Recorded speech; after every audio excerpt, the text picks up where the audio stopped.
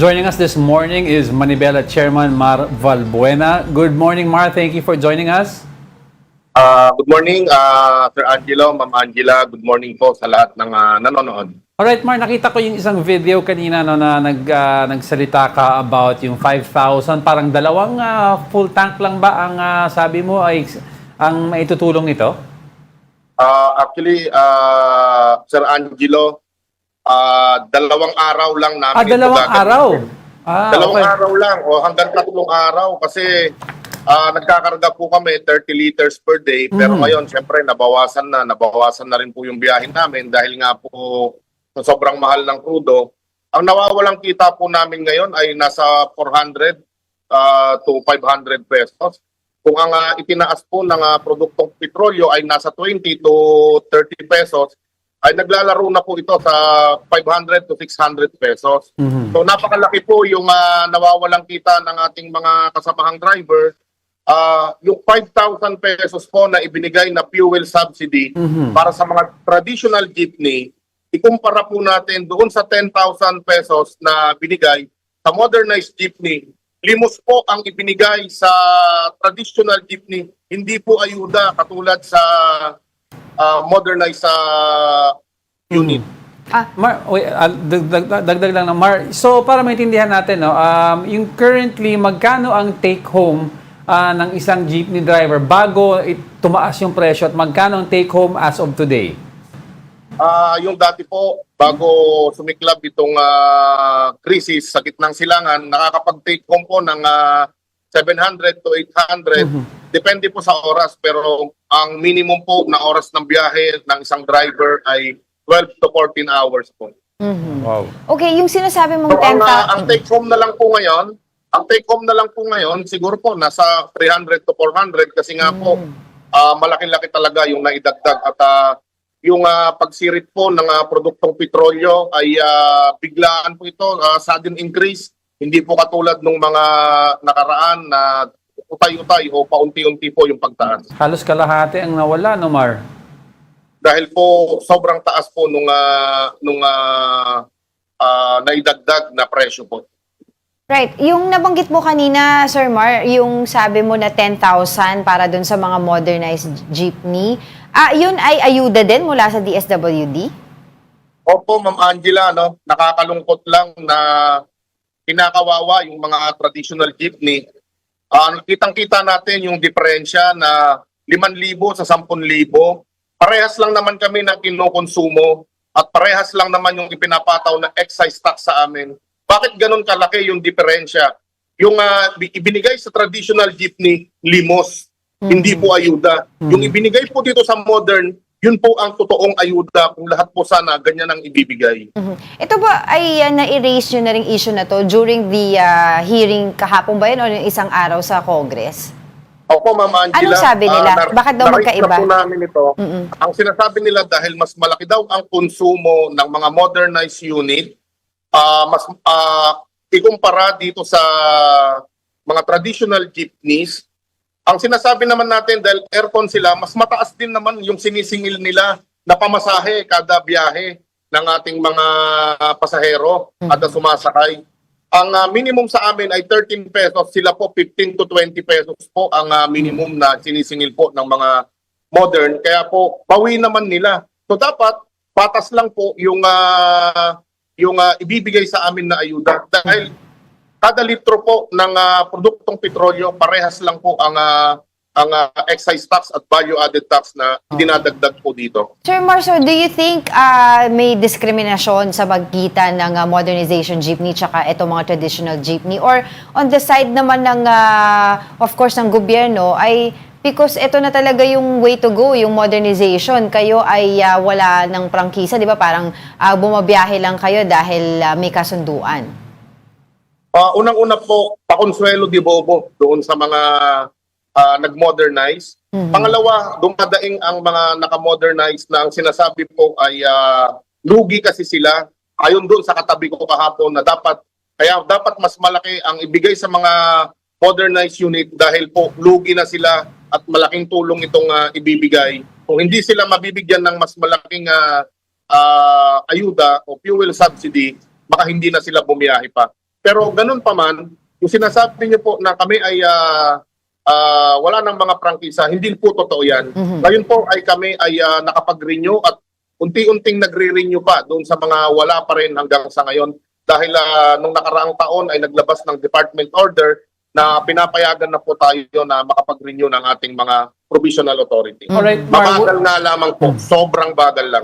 Ito, Mar, yung sinasabi mong 5,000 na kulang, dapat 10,000 sana kasi pareho ang konsumo nyo. Kung hindi ibigay yung additional 5,000 na kailangan nyo sana para malaking tulong at hindi isuspend yung excise taxes ni Pangulong Marcos soon, how much longer do you think, Mar, nakakayanin ng mga drivers magbiyahe? Sa tingin mo ba meron malalagasan sa hanay nyo? Katulad po kahapon at saka noong Martes, nung naramdaman po talaga na mahirap na para mabigyan naman ng pagkakataon na makabiyahe yung iba, ang ginawa po namin, Sir Angelo, Ma'am Angela, ay nag-alternate po ng biyahe yung aming mga kasamahang driver.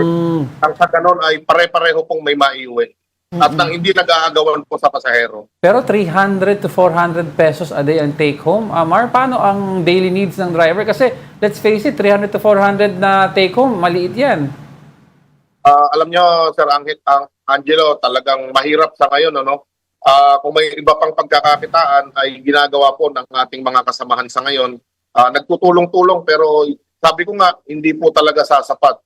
Kung hindi po talaga matutulungan ng gobyerno na maibigay ng mabilis itong fuel subsidy, masuspend itong excise tax, baka po tuluyan ng tumigil pansamantala itong ating mga kasamahan.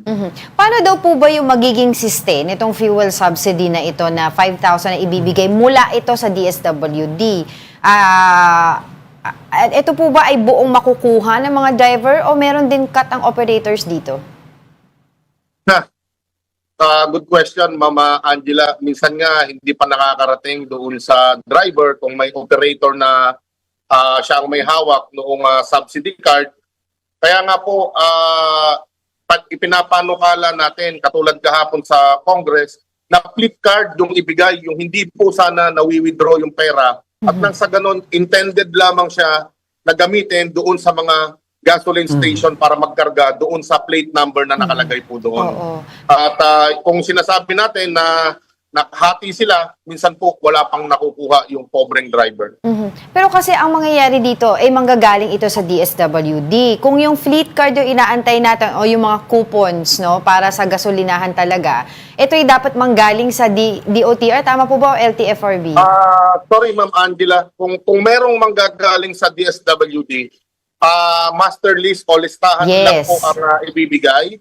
Pero yung galing po ng LTFRB, magkaiba pa po yan. So hindi natin alam kung nabigyan ka na po ba sa DSWD, ay bibigyan ka po ba sa LTFRB, o kung nabigyan ka na ng LTFRB, bibigyan ka pa po ba ng DSWD? Oo, yun ang ano natin, yan yung mga tanong natin kasi parang this is a unique situation na nauna ang DSWD para dito sa mga transport sector. When in fact, inaantay natin yung mismong ayuda mula sa DOTR or LTFRB. Tama po?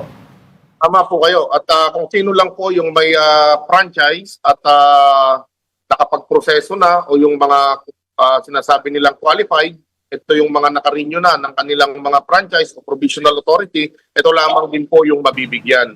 At kung minalas-malas yung driver na ayaw magbigay yung kanyang operator, kung nakuha na ng operator, yun lang po ang problema nitong ating mga kaawa-awan driver. Kaya nga po ipinapakiusap natin na sana may mga gasolinahan na lang na magbigay po talaga ng discount kahit wala pong card at reimburse na lang sa gobyerno. Kasi yung sa DSWD po pwede daw gamitin yun sa ibang bagay, hindi lang solely sa gas, di ba? Pwedeng pangbili ng bigas, gamot, etc. Tama po? So, hindi po ito fuel subsidy. Hindi. So, ito po ay hindi po alam Under kung IX kasi, under IX.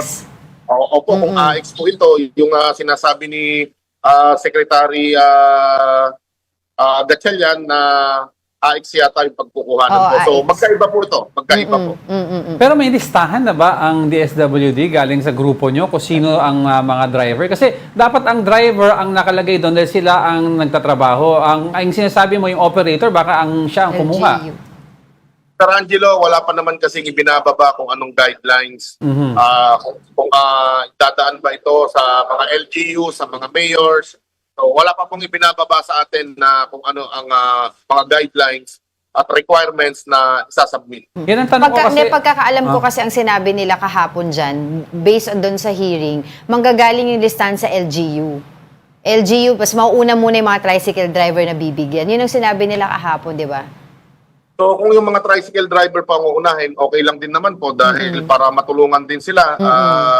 Sana lahat ng sektor ng pampublikong transportasyon, sinasabi naman natin na lahat yan ay apektado, sana ho mabigyan lahat. At sana hindi po maglagay ng mga paningit dyan na hindi naman driver, kamag-anak, inilagay po dyan, katrabaho. Alam nyo, yun po yung problema natin dito sa pamimigay po ng mga ayuda or AX o kung ano man po ang tawag natin dyan. Yung nga, Mark, kasi ang problema daw ng ibang driver nakikita ko, no, na belonging sa mga jeepney sector kasi hindi localized ang registration ng pangalan nyo. Kasi bumabiyahe kayo sa mga ruta, minsan tatawid kayo by city. Mas familiar kasi ang LGU sa tricycle kasi may mga TODA yan within the areas, no? May coordination ba kayo dati sa mga LGU na baka familiar sila sa mga pangalan ng mga driver sa area nila? Tama po kayo, Sir Angelo. Siguro ang pinakamaganda dito, kung saan ka talaga city naka-address, doon ka na lang kukuha at hindi doon sa tinatawiran mo pa. Masyado naman kung dalawang city yung, halimbawa, galing ka ng Manila, tapos ang biyahe mo Quezon City, baka naman sa dalawang syudad ka mag-apply o magpasa ng requirements, kawawa naman po yung hindi makakakuha at swerte naman nung makakadoble. Well, anyway, wala pa naman guidelines. Pero moving, meron na. Yun nga yung lumabas nga. Pero moving forward, Mar, kung hindi magkaroon ng additional fuel subsidy galing sa LTFRB or ibang agency, enough na ba yung isuspend na muna yung excise tax? Makakatulong ba yan? Malaking bagay din po ito, Sir Angelo, na masuspend yung excise tax kasi 6 pesos po bawat litro ang matatapyas sa mga produktong petrolyo. Sa crudo pa lamang po ito. Sa mga kasamahan natin na gumagamit naman ng gasolina, 10 piso naman yung matatanggal doon sa ipinataw dito na excise tax. So kung kukumputin natin yan sa laki ng ikinakarga namin, sa dami sa volume na ikinakarga namin kada araw, malaking bagay na rin po ito. Well, umuusad pa po no, yung usapin na pagbibigay ng emergency powers nga dito kay Pangulong Bongbong Marcos to suspend the excise tax. Ay, meron din po ba kayong mga, kumbaga, suhestyon na magkaroon ng provisional fare increase muna? Una, bago ko po sagutin yan, Ma'am Angela, suspend yung excise tax, bawasan o i-reduce yung value-added tax. Malaking tulong po ito. Kung yung 12%, at least gagawin na 6 to 8% na lang. And last resort na po natin itong pagtaas ng pamasahe dahil dumadaing din yung ating mga kababayan na hindi naman sila tinaasan ng sahod. Kaya po napakahirap timbangin. Alam ko nahihirapan ng gobyerno pero alam din natin na maraming mahuhusay dyan na makakapagbigay ng solusyon. Pero ang isa pang ipinapakiusap natin, buwagin na talaga itong oil deregulation law na kung saan wala pong kakayanan o walang power ang ating gobyerno na i-regulate itong mga petrolyo na siyang sinasamantala nitong mga oil companies. Meron nga daw po, according sa report namin kanina, meron daw over 500 complaints sa eGov na may mga oil companies na nakita ng mga kababayan natin, mga kapatid natin na nananamantala, na nagtataas ang mga produktong petrolyo nila na hindi pa dapat. No? Do you believe na magkakaroon ng paraan ang gobyerno na maitama ito, talagang maparosahan ang ilang mga oil companies na mapapatunayan ng aabuso?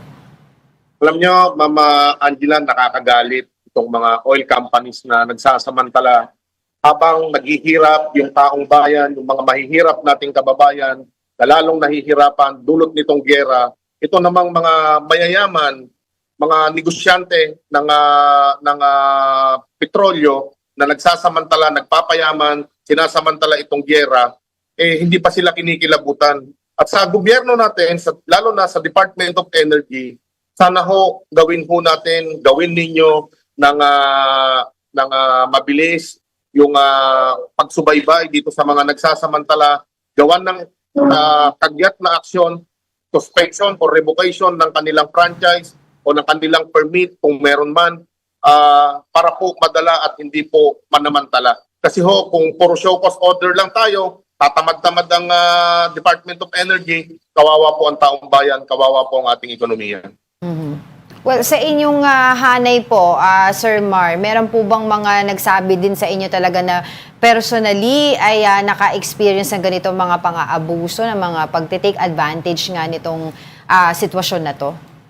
Marami po, Ma'am Angela, yung mga pinakamalapit na gasolinahan dun sa kanilang lugar, siyempre, para nga naman hindi na sila lalayo, napipilitan po na magkarga doon sa ibang lugar itong aming mga kasamahan. Dahil nga po, nung nakaraang linggo pa lang, nagtaas po ng halos 2 piso ng Martes.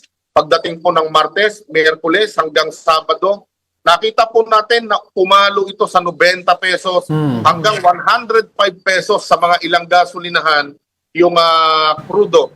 At talagang hindi natin ito-tolerate itong ganito at na-report na natin ito sa Department of Energy kahapon dun sa pagdinig. Naghihintay tayo kung anong action talaga ang ipapataw nila dito na sinasamantala yung paghihirap ng taong bayan. Well, Sige, go ahead. Go ahead. Go, sige na. Finally, meron po ba kayong mga pinaplanong tigil pasada kung sakasakali yung mga hinihingi po ninyo ay hindi maibigay ng pamahalaan? Nung una po, naisip namin ito na kung hindi gagawa ng mabilis na aksyon ang ating pamahalaan, ay baka mauwi ito sa mas maraming protesta at tigil pasada. Pero pinag-aralan din namin, pinag-usapan din namin na hindi ito yung panahon na naghihirap na yung ating mga kababayan, ay lalo pa natin silang pahihirapan. Hindi lang naman po kami yung apektado, kundi ang buong bansa natin. Kaya siguro sa ngayon, hanggat makakapagtiis kami, wala po munang tigil pasada. Makakaasa po dyan ang ating mga mahal na mananakay at ang ating gobyerno. Pero kung dumating po sa punto na hindi na rin namin kaya at wala pong gawin na mabilis na aksyon ang ating gobyerno dahil hindi sasapat yung mga ayuda na ibinibigay nila, limos ito, hindi ayuda, baka po mauwi sa isang mas malaking transport strike. Alright, maraming salamat po muli sa inyong oras, Manibela Chairman Mar Valbuena. Maraming salamat po at mabuhay po ngayon.